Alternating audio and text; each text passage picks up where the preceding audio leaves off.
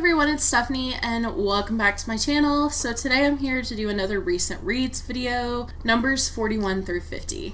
I am incredibly behind, as I said in my last video, so let's just jump right in. Number 41 was The Brave by James Bird. I read this for the group read for middle grade March, which tells you how far behind I am, and I really enjoyed this. The protagonist is Indigenous, and this follows his kind of coming of age, and there's a little bit of magical or fantastical elements.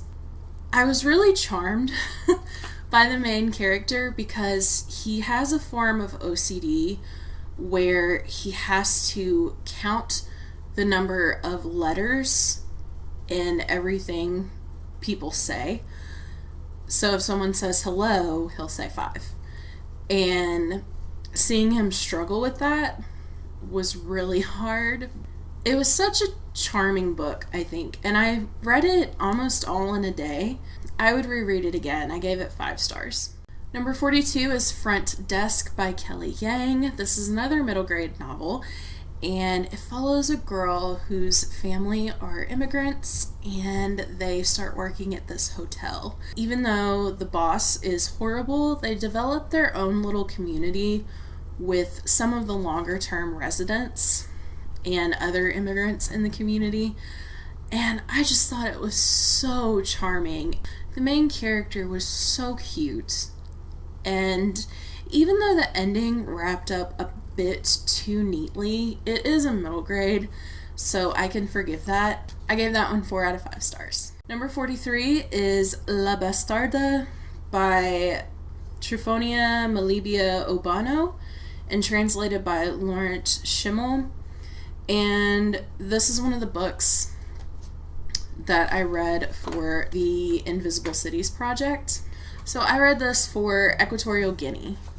I thought the plot was really interesting.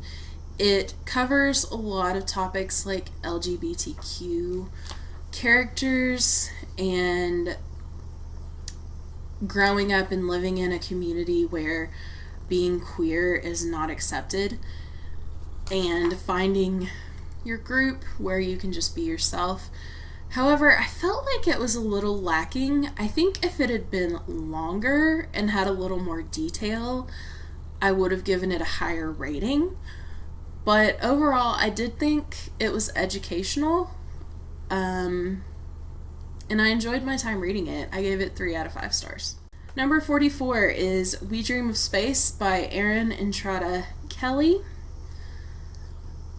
This one is a middle grade and it made me cry.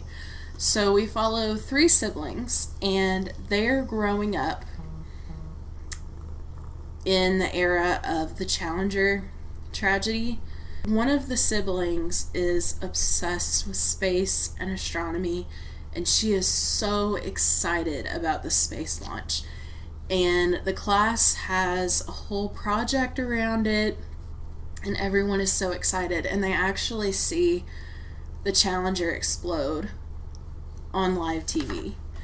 So not only do we get to follow this girl and her journey with coming to terms with this tragedy, but there's also really great messages about family and friendship, and I thought it was so wholesome and beautiful, and I gave it 4 stars.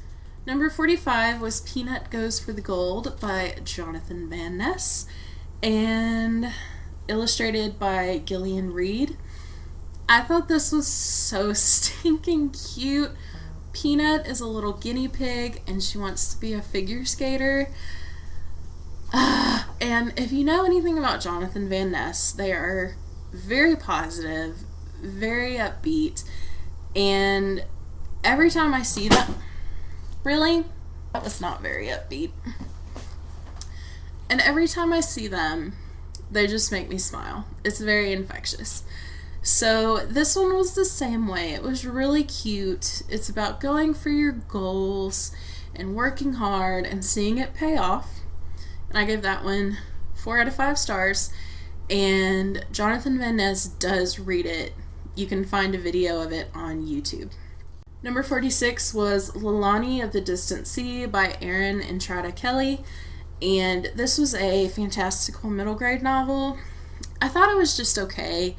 This isn't my favorite of her books, so I gave it 3 out of 5 stars.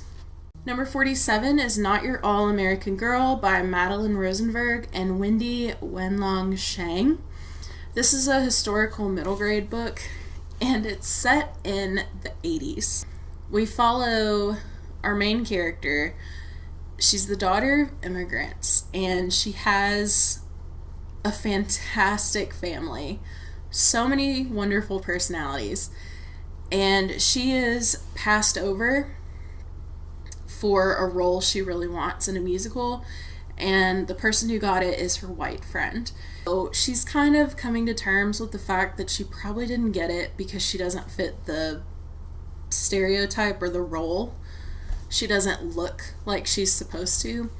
I just thought this was so funny and heartwarming, and it's got all the 80s vibes. I just loved it. And the audiobook is really cute. I think I listened to it on Scribd, which if you want 2 months free, I do have a link down below. And I gave it 5 out of 5 stars. Number 48,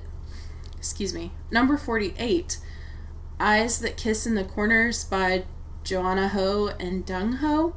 This is a kid's book.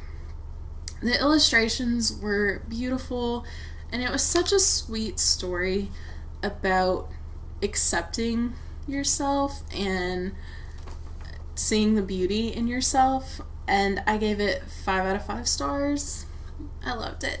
Number 49 was Remote Control by Nnedi Okorafor. This is a sci-fi novella. Oh my goodness.